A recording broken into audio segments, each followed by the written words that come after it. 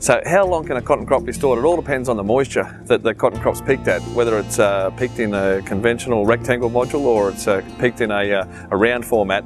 A lot of it has really to do with the moisture at picking time, and anything greater than 12% will lead to quality issues, which will lead to spot, and spot can have large downgrades on your P&D sheet once it's been classed. So preferably if you can pick it sub 12% moisture, whether it be a round or a conventional module in the rectangle form, and you have good covers, then you can store it for up to 5 to 6 months. The types of specialised machinery required to take the modules, or the seed cotton as it's known, to the ginning facility only really requires flat tops, which are flat deck 40-foot trailers or 45-footers, and to load the round bales, if we're talking, or round modules, onto those trailers, a front end loader or telehandler in the field. Some who use conventional rectangular type modules will use infield loaders, and others will use chain beds. Now there are various different types of module transport that's being concocted through this evolutionary phase in cotton at the moment, so there's nothing specialised or specific to deliver cotton to the yard. There are a number of different options. The factors that should be considered when choosing a good ginning facility are: number one, reputation.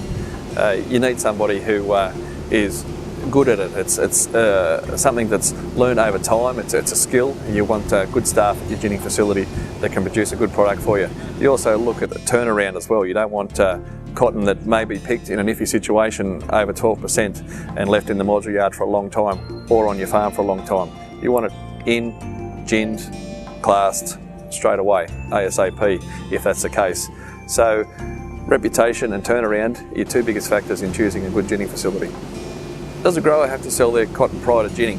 A grower must commit their lint or their bales prior to ginning. This assists with the movement of bales from the pad, otherwise demurrage has occurred after 7 days. Now, in the terms of a commitment of lint on a grower's behalf, that may mean the grower is either sold to a merchant or they've chosen to take a warehouse option, where it'll be priced later on down the track, or they may choose to do something else with it. But a grower does have to have their cotton committed before ginning.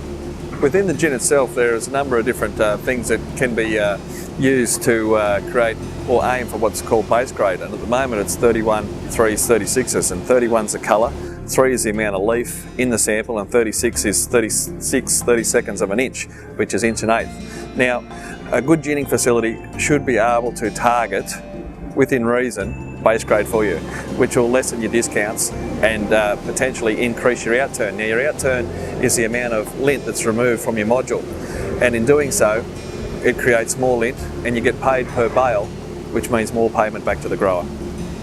To help make ginning a smooth process for a first time cotton grower, there's a couple of other aspects they need to consider. One's the selling of their seed, the second commodity apart from the selling of their lint. The selling of their seed during a ginning contract partially pays for the cost of their ginning, and there are a number of ways that this can be done. One is a gin for seed, and it is taken on a per bale aspect.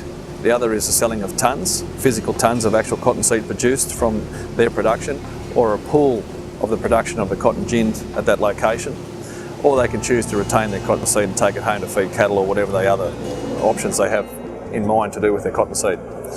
Another first time cotton grower consideration needs to be the arrangement of carting modules to the gin itself.